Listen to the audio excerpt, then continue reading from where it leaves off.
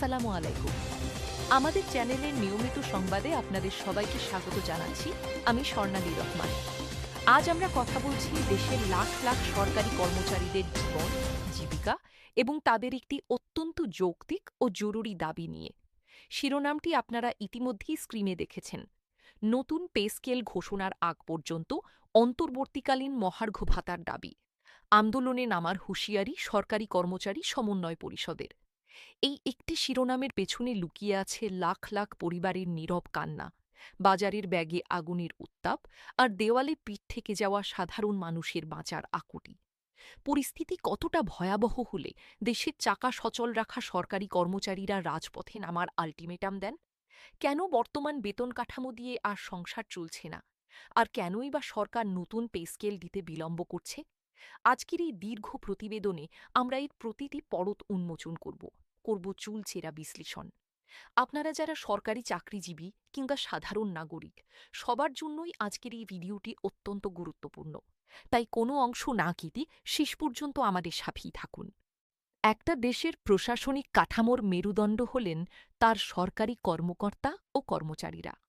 বিশেষ করে ১১ থেকে ২০তম গ্রেডের যে বিশাল কর্মচারী গোষ্ঠী রয়েছে, যারা দিনরাত পরিশ্রম করে সরকারের সিদ্ধান্তগুলো মাঠ পর্যায়ে বাস্তবায়ন করেন, তাদের জীবন আজ চরম সংকটে। বাংলাদেশ সরকারি কর্মচারী সমন্বয় পরিষদ সম্প্রতি একটি সংবাদ সম্মেলন এবং জরুরি সভার মাধ্যমে সরকারকে পরিষ্কার বার্তা দিয়েছে। তাদের বার্তাটি অত্যন্ত স্পষ্ট: অবিলম্বে নতুন পে স্কেল বা বেতন কমিশন গঠন করতে হবে। আর সেই পে স্কেল ঘোষণা করতে সরকারের যে প্রশাসনিক সময় লাগবে, সেই অন্তর্বর্তীকালীন সময়ের জন্য দিতে হবে মহার্ঘ ভাতা বা ডিয়ারনেস অ্যালাওয়েন্স। যদি এই দাবি অনতিবিলম্বে মেনে নেওয়া না হয়, তবে তারা বৃহত্তর আন্দোলনে নামতে বাধ্য হবেন। এই হুঁশিয়ারি কোনো সাধারণ রাজনৈতিক স্লোগান নয়, এটি মূলত জীবনযাত্রার ব্যয়ের সাথে টিকে থাকার এক চরম লড়াই। এখন প্রশ্ন আসতে পারে, কেন এই মহার্ঘ ভাতার দাবি এতটা জোরালো হয়ে উঠল? এর উত্তর লুকিয়ে আছে আমাদের চারপাশের কাঁচা বাজারে, মুদির দোকানে, সন্তানের স্কুলের বেতনে আর বাড়ি ভাড়ার রসিদে।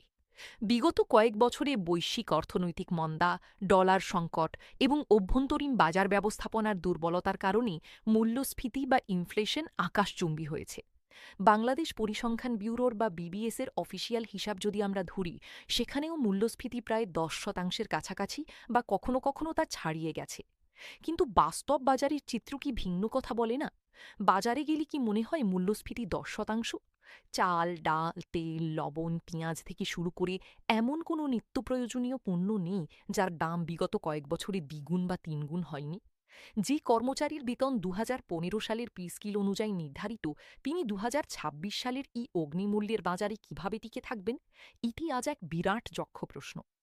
বাংলাদেশের সর্বশেষ জাতীয় বেতন স্কেল ঘোষণা করা হয়েছিল ২০১৫ সালে, অর্থাৎ আজ থেকে প্রায় এক দশকেরও বেশি সময় আগে। ২০১৫ সালের সেই পে স্কেলের পর থেকে আজ পর্যন্ত নতুন কোনো পূর্ণাঙ্গ বেতন কাঠামো দেওয়া হয়নি। যদিও প্রতি বছর একটা নির্দিষ্ট হারে ৫% ইনক্রিমেন্ট দেওয়া হয়, কিন্তু আপনারা বুকে হাত দিয়ে বলুন, ৫% ইনক্রিমেন্ট কি ১০ থেকে ১৫% বাস্তব মূল্যস্ফীতির সামনে কোনো অর্থ বহন করে? গত বছর সরকার হয়তো একটা বিশেষ ৫% বা ১০%-এর মতো প্রণোদনা দিয়েছিল, কিন্তু সেটা ছিল সাময়িক জোড়াতালি, স্থায়ী কোনো সমাধান নয়। ২০১৫ সালের ৳১ আর ২০২৬ সালের ৳১ ক্রয় ক্ষমতা কি এক? কখনোই না। তখন যে টাকা দিয়ে এক সপ্তাহের বাজার করা যেত, আজ তা দিয়ে দুদিনের বাজারও হয় না। ফলে সরকারি কর্মচারীদের, বিশেষ করে নিম্ন আয়ের কর্মচারীদের প্রকৃত আয় বা রিয়েল ইনকাম মারাত্মকভাবে কমে গেছে। তারা প্রতি মাসে বেতন পাচ্ছেন ঠিকই, কিন্তু সেই বেতন দিয়ে মাসের ১৫ দিন পার করতেই হিমশিম খাচ্ছেন। বাকি ১৫ দিন চলছে ধার দেনা করে কিংবা সঞ্চয় ভেঙে। ঠিক এই জায়গাতেই সরকারি কর্মচারী সমন্বয় পরিষদ তাদের যৌক্তিক দাবিটি তুলে ধরেছে। তারা বলছেন, আমরা বুঝি সরকারের অর্থনৈতিক সীমাবদ্ধতা আছে। আমরা বুঝি এক রাতের মধ্যে নতুন পে স্কেল বাস্তবায়ন করা সম্ভব নয়।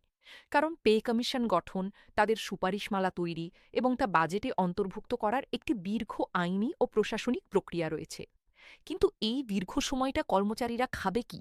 তাদের পরিবার বাঁচবে কিভাবে? এই অন্তর্বর্তীকালীন বা মধ্যবর্তী সময়ের জন্যই প্রয়োজন মহার্ঘ ভাতা, এটি এমন একটি ভাতা যা মূল্যস্ফীতির সাথে সামঞ্জস্য রেখে কর্মচারীদের অন্তর্বর্তীকালীন সময়ে বাড়তি খরচের যোগান দেয়। অতীতেও বাংলাদেশে নতুন পে স্কেল দেওয়ার আগে একাধিকবার সরকার মহার্ঘ ভাতা দিয়েছে। সুতরাং এই দাবি নতুন কিছু নয় এবং এটি সম্পূর্ণ নিয়মতান্ত্রিক। কিন্তু এবারের পরিস্থিতি ভিন্ন। সরকারি কর্মচারী সমন্বয় পরিষদের নেতারা পরিষ্কার জানিয়েছেন, এবার তারা শুধু স্মারকলিপি দিয়ে বা আলোচনার টেবিলে বসে শান্ত থাকবেন না। তারা স্পষ্ট ভাষায় আল্টিমেটাম দিয়েছেন। যদি সরকার দ্রুত এই বিষয়ে দৃশ্যমান পদক্ষেপ না নেয়, তবে দেশের প্রতিটি জেলা, উপজেলা এবং বিভাগীয় শহরে কর্মচারীরা একযোগে রাজপথে নামবেন। মানববন্ধনে শুরু হয়ে এই আন্দোলন কর্মবিরতি কিংবা সচিবালয় ঘেরাওয়ের মতো কঠোর কর্মসূচিতে রূপ নিতে পারে।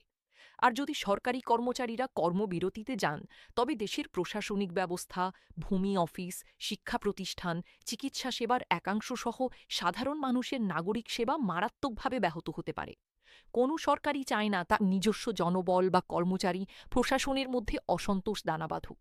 কারণ প্রশাসন যদি অচল হয়ে পড়ে, তবে রাষ্ট্রের চাকা থমকে যায়। বিশ্বজুড়ে অর্থনৈতিক মন্দা চলছে, রিজার্ভের ওপর চাপ রয়েছে এবং রাজস্ব আদায়ে ঘাটতি রয়েছে। এই অবস্থায় এক ধাক্কায় লাখ লাখ সরকারি কর্মচারীর বেতন বা ভাতা বাড়িয়ে দিলে রাষ্ট্রীয় কোষাগারের ওপর বিশাল চাপ পড়বে। উপরন্তু বাজারে যদি একবারে প্রচুর টাকা চলে আসে, তবে মুদ্রাস্ফীতি আরও বেড়ে যাওয়ার একটা তাত্ত্বিক ঝুঁকি থাকে। অর্থনীতিবিদদের একটা অংশ মনে করেন, বেতন বাড়ালেই সমস্যার সমাধান হয় না, যদি না বাজার সিন্ডিকেট ভাঙা যায়। কারণ আজ যদি কর্মচারীদের বেতন ৫,০০০ টাকা বাড়ে, তবে কাল বাজারে পণ্যের দাম আরও ১০,০০০ টাকা বাড়িয়ে দেওয়া হবে।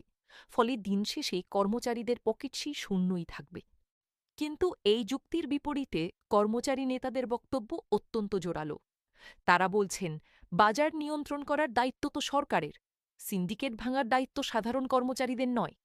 সরকার যদি বাজার নিয়ন্ত্রণ করতে না পারে, তার মাশুল কেন সাধারণ চাকরিজীবীরা দেবেন? একজন সরকারি কর্মচারী তো আর ঘুষ বা দুর্নীতি করে সংসার চালাতে পারেন না। যারা সততার সাথে চাকরি করতে চান, তাদের তো খেয়ে পরে বাঁচার ন্যূনতম অধিকার দিতে হবে। তাছাড়া দেশের বড় বড় ব্যবসায়ী, আমলা বা উচ্চপদস্থ কর্মকর্তাদের জীবনযাত্রার মান তো কমেনি, কমেছে শুধু নিচের স্তরের কর্মচারীদের। তাই এই বৈষম্য দূর করতে অন্তর্বর্তীকালীন মহার্ঘ ভাতা ছাড়া আর কোনো বিকল্প নেই। এই আন্দোলন সফল করতে কর্মচারী সমন্বয় পরিষদ কী ধরনের কৌশল অবলম্বন করছে?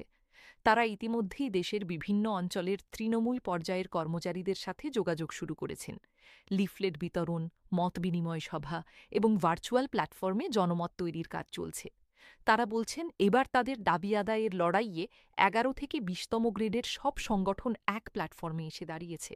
এই ঐক্যই তাদের সবচেয়ে বড় শক্তি। অতীতে অনেক সময় দেখা গেছে, সরকারি কর্মচারীদের বিভিন্ন সংগঠনের মধ্যে বিভেদ তৈরি করে আন্দোলন নস্যাৎ করে দেওয়া হয়েছে। কিন্তু এবার ক্ষোভের মাত্রা এতটাই বেশি যে নিজেদের অস্তিত্বের স্বার্থেই সবাই একতাবদ্ধ হয়েছেন। সরকার যদি অনতিবিলম্বে একটি উচ্চ পর্যায়ের কমিটি গঠন করে কর্মচারী নেতাদের সাথে আলোচনায় বসে, তবে একটি মধ্যপন্থা বের করা সম্ভব। উদাহরণস্বরূপ, সরকার যদি সরাসরি নগদ টাকা বা মহার্ঘ ভাতা দিতে অপরাগ হয়, তবে অন্তর্বর্তীকালীন সময়ে সরকারি কর্মচারীদের জন্য বিশেষ রেশনিং ব্যবস্থা চালু করতে পারে, যেখানে চাল, ডাল, তেল, চিনি সহ নিত্য প্রয়োজনীয় জিনিসপত্র বাজার মূল্যের চেয়ে অনেক কম দামে বা ভর্তুকি মূল্যে কর্মচারীদের দেওয়া হবে। এতে করে সরকারের উপর সরাসরি আর্থিক চাপও কিছুটা কমবে, আবার কর্মচারীদের পকেট থেকেও বাড়তি টাকা খসবে না। এছাড়া চিকিৎসা ভাতা ও বাড়ি ভাড়া ভাতার মতো খাতগুলোতে সাময়িক কিছু সমন্বয় করা যেতে পারে। আমরা আশা করি রাষ্ট্র এবং সরকার বিষয়টি অত্যন্ত সংবেদনশীলতার সাথে বিবেচনা করবে, কারণ একজন ক্ষুধার্ত, অভাবী এবং মানসিকভাবে অশান্তিতে থাকা কর্মচারী কখনো রাষ্ট্রের সঠিক সেবা নিশ্চিত করতে পারেন না। দুর্নীতিমুক্ত এবং দক্ষ প্রশাসন গড়তে হলে কর্মচারীদের আর্থিক নিরাপত্তা দেওয়া রাষ্ট্রের প্রথম ও প্রধান দায়িত্ব। সরকারি কর্মচারী সমন্বয় পরিষদের এই আলটিমেটামকে যেন কেবলই একটি রাজনৈতিক হুমকি হিসেবে না দেখে লাখ লাখ কর্মচারীর পেটের ক্ষুধা এবং বাঁচার আকুতি হিসেবে দেখা হয়, এটাই আমাদের প্রত্যাশা। প্রিয় দর্শক, এই ছিল এখনকার মতো আমাদের সর্বশেষ সংবাদ। পরবর্তী সংবাদ দেখার আমন্ত্রণ জানিয়ে আপনাদের কাছ থেকে এখানেই বিদায় নিচ্ছি। এতক্ষণ আমাদের সাথে থাকার জন্য ধন্যবাদ। দেশ বিদেশের সব খবর সবার আগে পেতে চোখ রাখুন আমাদের চ্যানেলে। ভিডিওটি তথ্যবহুল মনে হলে একটি লাইক দিন এবং আমাদের চ্যানেলটি সাবস্ক্রাইব করে পাশে থাকুন। আজ এ পর্যন্তই। দেখা হবে পরবর্তী কোনো বিশেষ প্রতিবেদনে। সচেতন থাকুন, ভালো থাকুন। ধন্যবাদ।